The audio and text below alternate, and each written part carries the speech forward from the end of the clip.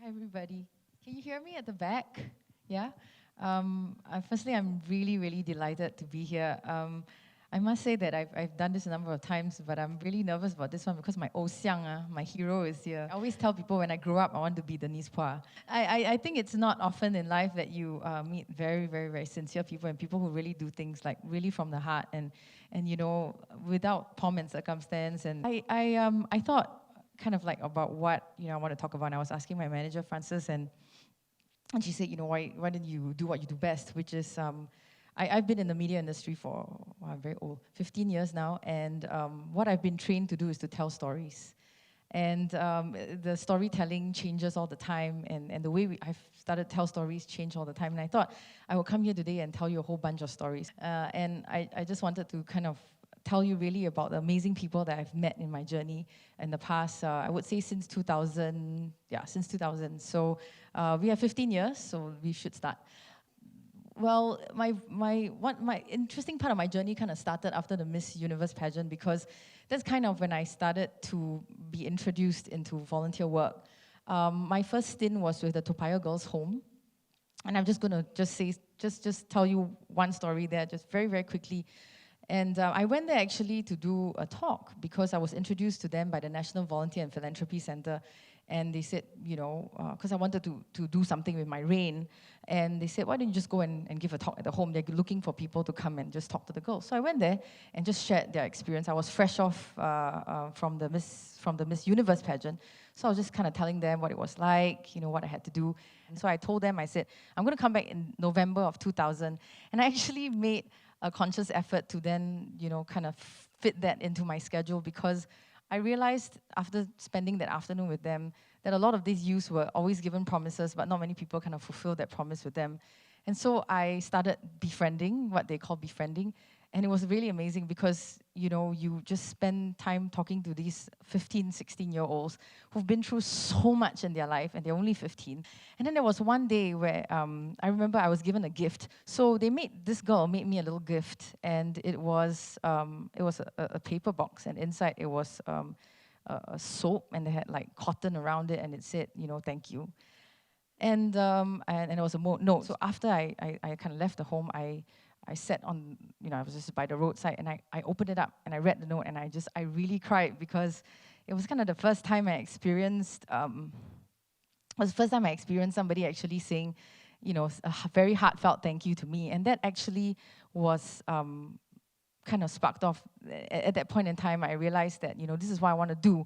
And that actually started my journey in volunteering. So I was very privileged to work with them, with Andrew and Grace Home. And then, of course, I started work with the YECs as well in Ang Mo Kio. So anyway, kind of my stories that I'm going to tell you about kind of started here when after 2009, actually after I finished my term as an NMP. In 2010, it was a very bleak year for me, which kind of why I wanted to bring this up. This is probably one of the only few words you're going to see in my presentation. I thought of the talk, which is In Search of Purpose, and I thought, okay, maybe I should try and link it a little bit. And I thought about 2010, and sometimes people always see the very beautiful side of your life, and it's like, oh, everything's wonderful. But I think that, I want to talk a little bit also about the struggles that I wouldn't call it struggles, but some of the hard times that I've had to face. But the thing about these struggles is that they're quite amazing. That's why I use the word struggle, because I've had the privilege to have just met so many amazing people. And I realized for me as well that struggle actually reinforces purpose. That every time you have to, work at something harder, or, you get, things thrown back in your face, even though you thought you gave it your best and everything. But, sometimes it actually reinforces the why you want to do what you do. This is Elvina Neo, and this is Qian Yin. We were filming with them for WomenTalkTV, which I'm going to start talking to you a little bit about. Elvina Neo she had spinal bifida when she was really young. She became a hand cyclist, but now because of a shoulder injury, she just took up air pistol, and she's now going to represent Singapore at the ASEAN Para Games. Qian Yin had leukemia when she was young. And then after that, it came back again. And at 17, the doctor asked her, well, you now have a spinal cord inflammation. So you either save your life or you save your legs. And at 17, she had to make this decision. And I sat there and interviewed the both of them, and they are just incredible. Their fervor for life. It's like, you know, the amazing thing, right, when you talk to a lot of the para-athletes, it's like, no lah, like that lah, okay lah. I mean, I wouldn't call it struggle lah, you know, it's all right lah, I had to do certain things, but it made me stronger. So every one of them, there's this reinforced message, and even though we will never, and I will never fully ever understand whatever that they had to go through, but it's just their strength and how they've overcome what they've had to overcome, and not an ounce of self-pity, you know, when they talk to you about what they have to overcome. So this is the reason why I do what I do. It's these women that I meet all the time, you know, for Women Talk TV that really, really reinforce my purpose in life.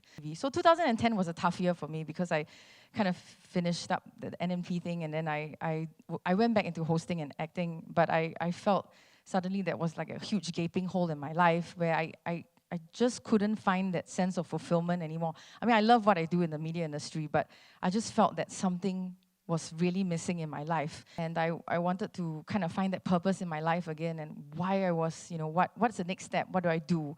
So it's a really tough year. And but I started hosting and acting again, and then I was doing this show. It was like a variety show, and there was this lady on the show, and she said to me, my husband didn't want to take me out of the house because I put on a lot of weight, and it's only when I started to lose the weight that he was proud to kind of bring me out of the house again. And this really, really, really affected me because it's not like you don't know that these things are happening, but when somebody tells that to you in your face, it kind of, you know, changes a lot of things. And so I went for dinner with my team, with Francis, my manager, my cousin was there, my makeup artist, and I said, how many other women out there are experiencing things like that and think it's normal? Or how many women out there are experiencing things like that and they just don't have anybody to talk to? Or they think like, you know, they are alone in this situation. And that's literally how Women Talk TV began. Then I thought to myself, you know, kind of what is my purpose? My purpose is to leverage on what I've learned in the media and use what I know to kind of create that conversation so that women could start talking about these things. Because that's why it's called Women Talk, because women like to talk, but sometimes we don't necessarily, yes we do, we don't necessarily talk about things that really matter to us, or that, you know, we find that either if there's a stigma attached to it, or you know, or that we're embarrassed about, or we think that we should be embarrassed about. So that's literally how Women Talk TV started. And actually, what I've learned from being in the media is that being in the media is really about giving voice. There's no point really just kind of hosting a show and acting if you're not actually giving voice to people. So Women Talk TV started for two reasons. One is that we wanted everyday women to inspire each other with their stories. And the other reason was we wanted women in certain situations to know that they're not alone and that there's help out there. So Women Talk TV really is a show about everyday women who are extraordinary. And you know, sometimes we don't feature super like famous women is because they already have their voice and they already have their platform. And I think it's the unsung heroines in society that we really want to, you know, kind of feature and talk about. So anyway, we started Women Talk TV, and it was tough because it's largely still self-funded. That's why I don't really take day offs. I still have to work to kind of support it, but it's on a portal, and initially we tried to pitch it to different people and everything, and we had like quite a few doors slammed in our faces, and you know, because it wasn't like a money-making scheme, and but we wanted to put it out there, and we did, and we started in 2012 to shoot all these videos. And so we started with Pinsiu, who, she had muscular dystrophy, but she's an amazing, amazing swimmer. Rachel, who is a survivor of domestic abuse, and now she helps women with domestic abuse, who have suffered domestic abuse. Lena Sim, you might be familiar with, she owns Ministry of Food, and she was abandoned at birth. Because her 八字, which is the Chinese 8 characters, right, were too strong. So the feng shui guy told the parents that if, because her 八字is so strong, right, her 8 characters are so strong, it's actually not good for her brother. So she was abandoned, and her grandmother actually brought her up, and she used to rummage through trash for food. And now she's one of the most successful restaurateurs in Singapore. Haslina, who's a Malaysian, the rest are all Singaporean. Haslina is a rape survivor, but she also then started a shelter for rape survivors in Malaysia. And I'll tell you a little bit about her in a minute. And Shamala she started this thing called Big is Gorgeous, B-I-G, to empower plus-size women, because she felt that, how come there are no plus-size models, there's no plus-size magazine, so she kind of just like, nobody's doing it, I'll just start it anyway. We kind of just launched season 3, so I can't believe we've done, 24 episodes in the past few years. So that's her. So I have a little story about this. Haslina was our 8th interview for season 1. So we were planning to shoot 2012 and half of 2013, I was shooting 2 things, Women Talk TV and 350 the movie, which I'll tell you a little bit about later. So we wanted to shoot 8 videos for Women Talk TV and then launch it on our portal and do big launch and all that. So I spent 2012 shooting these 8 videos, and Haslina was actually my last video of the 8. That year itself was tough because I was actually not drawing a salary and I was just kind of exhausting my savings. I kind of wanted to give Women Talk TV up, and I thought, okay, you know what, this is enough. I have to go back to work. It's just ridiculous. I can't do this anymore, because my time was split between the movie and Women Talk TV. And I said, okay, I'll just put the 8 videos out there, and I'm done. And then this was a great project, and unfortunately, I just can't sustain it anymore. And we went for the interview, and it was an extremely emotional interview, not because we talked about the rape itself, but she said something that really, really, really hit me. And she said, sometimes it's not the rape that hurts the woman, but the fact that she doesn't have community and family support. And she said, and that hurts more than the act itself.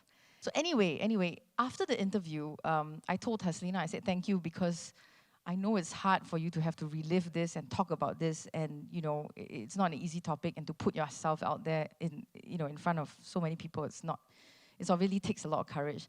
And she said one thing to me that changed the course of my life. And she said, well, Eunice, I did the interview, but you are the one showing it. And if you don't tell the stories, then nobody will know them. And because she said that to me, I told myself that I will never, ever, no matter what, I will never, ever give up Women Talk TV. Even if I have to work weekends and nights and to sustain this, I will never give it up. Because Women Talk TV for me is not just a program anymore. It's become a duty, and it's become a responsibility. And it's just amazing how, we've had all these amazing stories. I mean, if you ever have time, if you want, you can go and watch some of their stories. But we were very fortunate, because for 3 years, we couldn't get any funding. It was sometimes really, kind of demoralizing, because you are trying to do something that you really believe in. It was really tough. But in 2014, we got an email while I was in New York that we got nominated for an international Emmy. We didn't win, but we got nominated for an international Emmy. And Francis and I went to Cannes. I think what was really important for us was this. There are 4 nominees in this category, and all of them were TV stations. And what this meant for us wasn't just like, oh, look, you guys doing a great job. But all the other nominees came up to tell us, and this was really amazing, because it proved not that, wow, we're doing such a great job, but it proved one thing. It proved that we were doing the women justice. And that, for me, is really, really important, because we were telling the stories the right way.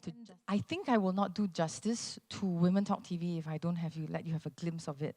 So we've actually cut a little video for all of you, and it's just a combination of some of the stories. So I hope you enjoy it. I'll just step off stage for a while. Let's talk Women Talk. I can never imagine my life without muscular dystrophy now. It's like it occupies such a big role in my life. Without muscular dystrophy, I would not have taken up competitive swimming. The one who gives me strength is love. When I see the animal get abused, I have a mother instinct. I want to protect them, I want to work for them and make them out from harm. When I feel like giving up, I think of our cheesemaker, Maricel. She's the reason why I stay on and do this in spite of all the hiccups. She used to toil under the scorching sun every morning to sell her eggplants. But now she gets to work just a few meters from home, and she still gets to look after her kids and make so much more. I had to do the dishes, wash the toilet, and all that sort of stuff. So it did train me and put me in the right mindset. That doesn't mean I have one disability. I can use that as an excuse, and I still have to find different ways around achieving what I want to achieve without sight. You love him even after he hit you? I think it's worse when there is love, because you will then feel that the betrayal is even sharper, is even more painful. We are questioning ourselves if we are working effectively, because the situation is not changed, But I think we make change to the people we work with, whose life, have been destroyed, but they have new life and they started, again. And I think the hope lies in the hands of the people of Burma. What is empowerment to you? Empowerment is when a woman is able to stand up, speak up without being censured. She's an empowered woman.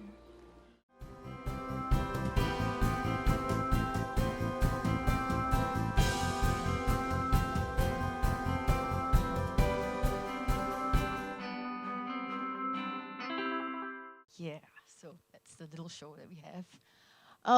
Yeah, so anyway, Women Talk TV, we are in our third season now, and we're doing, that's why I spent the weekend with Tianyin and Alvinia, because we're doing a ASEAN para-athlete special. We're very excited. So we're featuring 4 para-athletes from Singapore, Alvinia, Tianyin, Teresa Goh, which maybe some of you may be familiar with. She's amazing. I was told at one point that Teresa could, before her shoulder injury, you could strap her down to a wheelchair and she could do pull-ups. And that's how strong she is. She's really incredible, really incredible. So we went for a 5 km run once, and she kind of outran all of us. She's maybe and Aisha, another air rifle shooter as well. I mean, I just cannot articulate how inspired I've been meeting these women and just the lives and the stories that they tell. So anyway, this is 350. It's a film that I made I co-produced it and acted in it in 2012. We premiered it in 2013 on human trafficking. A very long time ago, I was involved in an INGO, international governmental organization, and I actually met women who had been trafficked. And for a very, very long time, this is 2006, so very long time, the stories always stayed at the back of my mind. And I always asked myself, how can we use the media as a platform to really increase the awareness on human trafficking. Human trafficking is actually the third or second most, lucrative illegal trade after drugs and illegal arms. So we did this movie and I spent 2012 going back and forth in Cambodia to do a lot of research in this area. So when I was in Cambodia in 2012 doing research for my film, it was just by chance that I was introduced to all these different organizations that I wanted to speak to the social workers to understand the topic better, because what we wanted to do in the film was to give more or less an accurate depiction of what human trafficking was about. We didn't want to sensationalize it. We didn't want to undo any of the good work that the NGOs were doing. It was very important to us. And so I spoke to quite a few NGOs, and I got to know this team that works for a hospital called the Sihanouk Hospital Center of Hope in Cambodia. They do amazing work. They work with evicted communities and people living with HIV. So I happened to be there over Chinese New Year in 2012. And somebody told me, hey, you should follow them out, into the community since you're quite interested in humanitarian work. So I did. And that kind of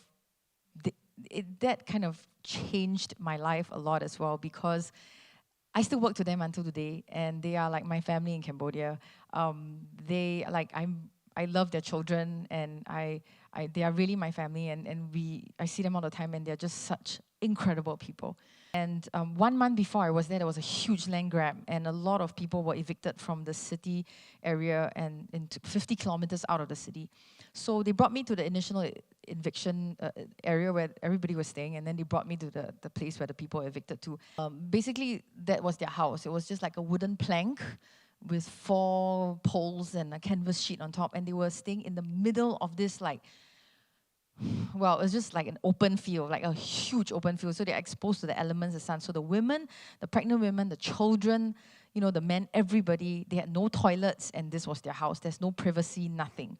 When I met them, so I asked my team, I said, well, at the time, they were the social workers that I knew, and I said, what can we do? Because some of them were evicted to only 10 kilometers away, and they said, oh, this guy needs a bicycle to go to work. So I'm like, okay, how much is a bicycle? $50. I'm like, cool, let's buy a bicycle for this guy, so he can continue working. So it kind of started like that. It was not like there was no thought process at that point. It was just like, okay, what does he need? What does she need?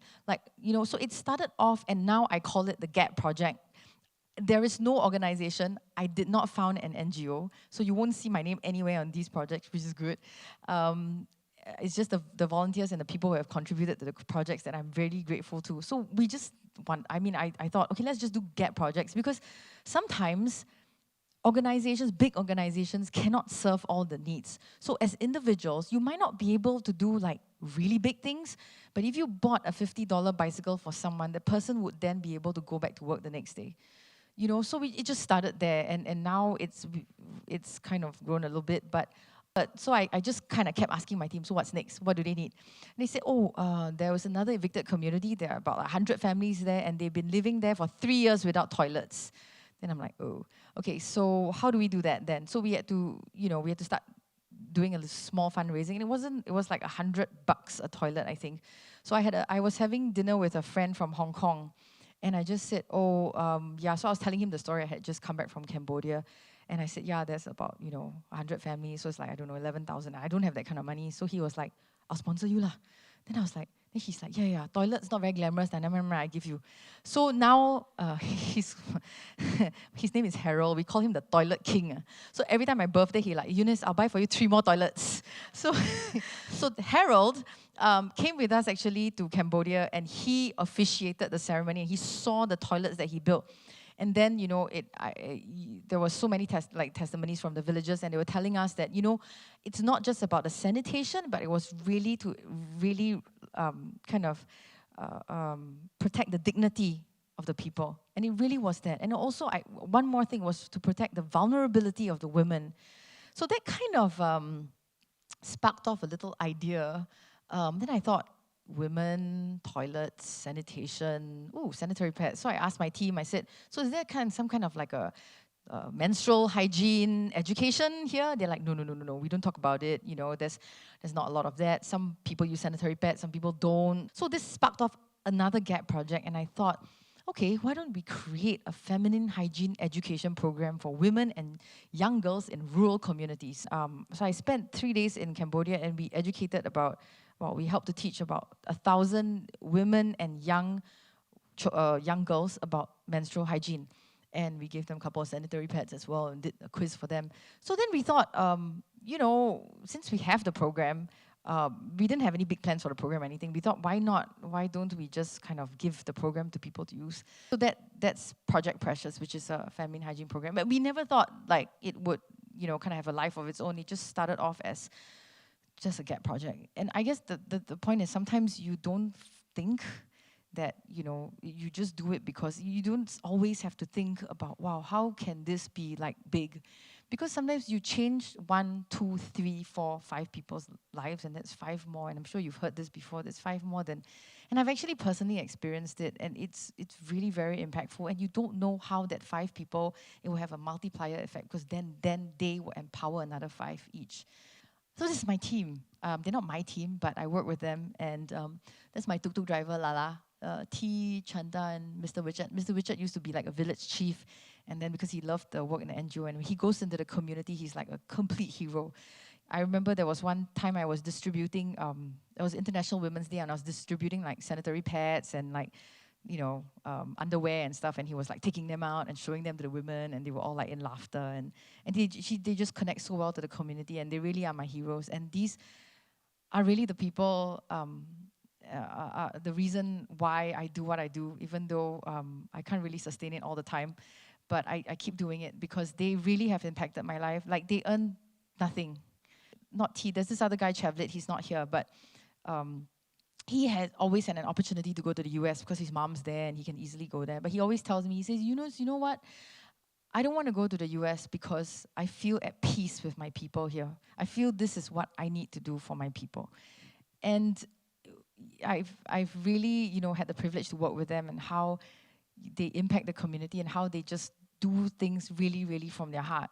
And they don't have a lot of money, but yet they find such purpose in serving the people and serving the communities. And my journey is what it is today, really because of them, really because I've been inspired since Toa Payoh Girls' Home into working with the Youth Executive Committee in Ang Mo Kio, to the Teen Advisory Council, to the Eurasians Association at some point, to the different communities that I've worked with, and finally to this wonderful team. So there's one more that I really need to talk about also, which is the Muscular Dystrophy Association of Singapore. We couldn't really find like pictures and stuff. But anyway, there's one boy there, Kei Chung, and he's like my brother. So Kei Chung is he has muscular dystrophy, but he loves the piano, and I love the piano.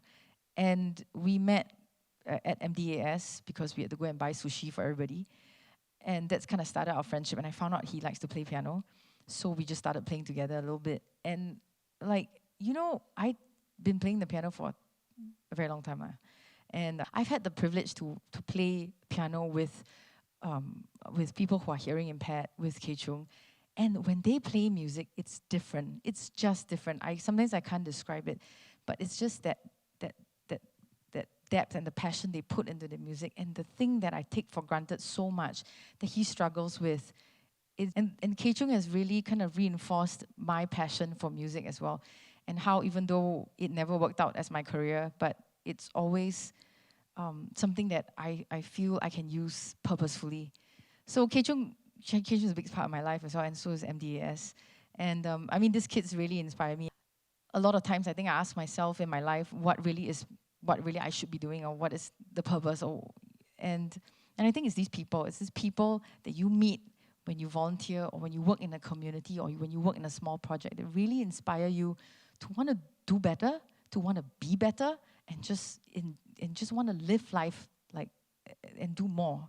And so I thought about what I wanted to kind of end with, and I thought, if you look at the world in a different perspective, and you look at the privileges that we have, and especially as Singaporeans, and I have to say this, I'm a woman and I'm a minority, and where I am today will not happen maybe if I was in the same economic strata if I'm in a different country.